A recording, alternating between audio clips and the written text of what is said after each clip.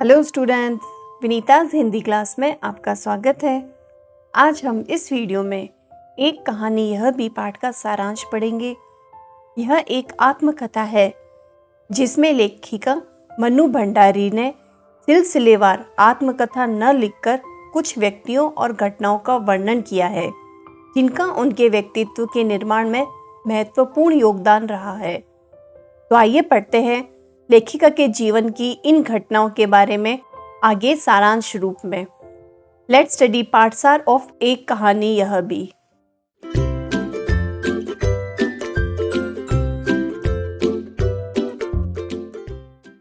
सबसे पहले पढ़ते हैं मन्नू भंडारी का जीवन परिचय।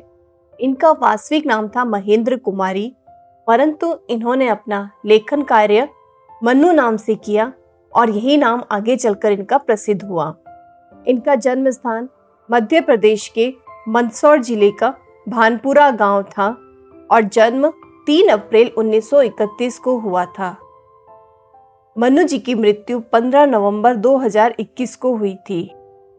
ये उपन्यासकार, नाटककार, रचनाकार, बहुत इन्होंने रचनाएं लिखी हैं। इनकी मुख्य कृतियों में मैं हार गई, 3 निगाहों की एक तस्वीर, यही सच है, आंखों देखा झूठ, त्रिशंकु आदि प्रमुख रही है।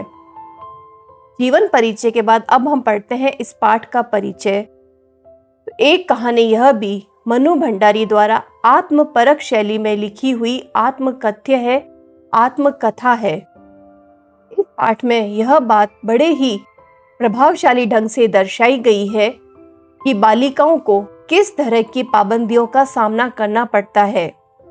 अपने पिता से लेखिका के वैचारिक मतभेद का भी यहाँ चित्रण हुआ है। मन्नू भंडारी ने अपनी आत्मकथ्य में उन व्यक्तियों और घटनाओं के बारे में उल्लेख किया है जो उनके लेखकीय जीवन से जुड़े हुए हैं। अब हम इसके बारे में आगे पढ़ते हैं विस्तार से। प्रस्तुत पाठ में लेखिका ने अपने जीवन के महत्वपूर्ण तथ्यों को उभारा है। लेखिका का जन्म मध्य प्रदेश के भानपुरा गांव में हुआ था, परंतु उनकी यादें अजमेर के ब्रह्मपुरी मोहल्ले में 2 मंजिला मकान में पिता के बिगड़ी हुई मनस्थिति से शुरू हुई। आरंभ में लेखिका के पिता इंदौर में रहते थे। वहां वे संपन्न और प्रतिष्ठित व्यक्ति थे। कांग्रेस से जुड़े होने के साथ वे समाज सेवा से भी जुड़े थे, परंतु किसी के द्वारा धोखा दिए जाने पर वे आर्थिक मुसीबत में फंस गए और अजमेर आ गए। अपने जमाने के अलग तरह के अंग्रेजी हिंदी शब्दकोश मतलब इंग्लिश हिंदी डिक्शनरी को पूरा करने के बाद भी उन्हें धन नहीं मिला तो सकारात्मकता घटती चली गई। पैसों का संकट आ गया था। उन्होंने एक शब्दकोश बनाया, परंतु उसने भी उसे धन नहीं दिलाया, तो माइंड से उनके पॉजिटिविटी जाती रही और वे बहुत ज़्यादा क्रोधी, जिद्दी और शकी स्वभाव के हो गए। और जब तब वे अपना गुस्सा लेखिका की बिन पढ़ी माँ पर या अनपढ़ माँ पर उतारते थे, उसके साथ साथ अपने बच्चों पर भी वे अपना गुस्सा उतारने लगे। 5 भाई बहनों में लेखिका सबसे छोटी थी। कम उम्र में उनकी बड़ी बहन की शादी होने के कारण लेखिका के पास ज़्यादा उनकी यादें नहीं थी। लेखिका काली थी तथा उनकी बड़ी बहन सुशीला के गोरी होने के कारण पिता हमेशा उनकी तुलना लेखिका से किया करते थे और लेखिका को नीचा दिखाते थे। पिताजी की ऐसी कृत्य से लेखिका में हीनता की भावना ने जन्म ले लिया था और इस हीनता की भावना ने उनमें विशेष बनने की एक लगन उत्पन्न कर दी और लेखकीय उपलब्धियां मिलने पर भी वह इससे उबर नहीं पाई। एक बहुत बड़ी लेखिका बन गई, परंतु वह हीनता की भावना उनके मन में अभी भी कहीं न कहीं दबी हुई थी। बड़ी बहन के विवाह और भाइयों के पढ़ने के लिए बाहर जाने पर पिता का ध्यान लेखिका पर केंद्रित हुआ। पिता ने उन्हें रसोई में समय खराब न करके देश दुनिया का हाल जानने के लिए प्रेरित किया। घर में जब कभी विभिन्न राजनीतिक पार्टियों के जमावड़े होते और बहस होती तो लेखिका के पिता उन्हें उस बहस में बैठाते जिससे उनके अंदर देशभक्ति की भावना जगी। आज़ादी के समय की बातें हैं ये। उस समय भी उनके पिता इतने विचारों से सहमत थे कि लड़की को अपनी जमावड़े में बिठाते थे।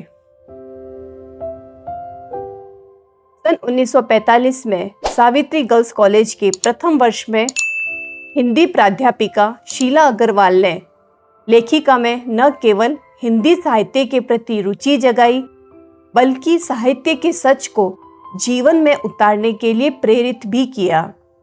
लेखिका को साहित्य जगत के प्रति प्रेम शीला अग्रवाल से मिलने के बाद ही हुआ।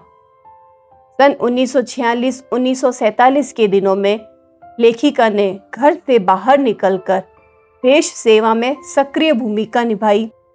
हड़तालों, जुलूसों और भाषणों में भाग लिया और भाग लेकर छात्राएं भी उनसे प्रभावित होकर कॉलेजों का बहिष्कार करने लगी। प्रिंसिपल ने लेखिका को कॉलेज से निकालने का निश्चय किया, परंतु उससे पहले उनके पिता को बुलाकर लेखिका की शिकायत की तो वे क्रोधित होने के बजाय लेखिका के नेतृत्व शक्ति को देखकर गदगद हो गए। एक बार जब पिता ने अजमेर के व्यस्त चौराहे पर बेटी के भाषण की बात अपने पिछड़े मित्र से सुनी।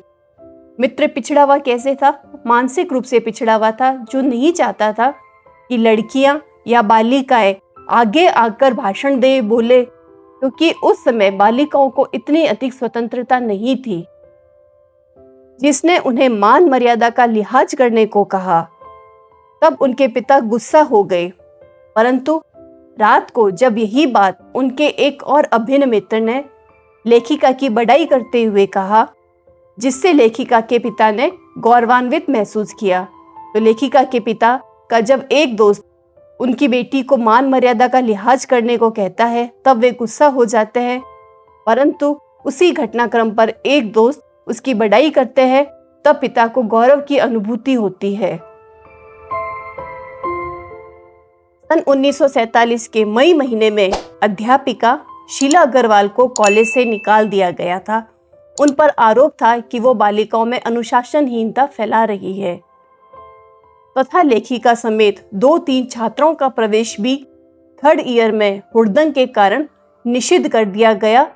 उनके प्रवेश को रोक दिया गया था, परंतु लेखिका और उनके मित्रों ने बाहर भी इतना ही हुड़दंग मचाया कि आखिर उन्हें प्रवेश देना ही पड़ा। यह खुशी लेखिका को उतना खुश न कर पाई जितना आज़ादी की खुशी ने दी। उन्होंने इसे शताब्दी की सबसे बड़ी उपलब्धि बताया। स्टूडेंट्स, इस पाठशाला में हमने जाना कि लेखिका मन्नू भंडारी पारिवारिक बंधनों में बंधी अनेक पड़ावों से गुजरते हुए एक असाधारण क्रांतिकारी लड़की के रूप में प्रस्तुत हुई।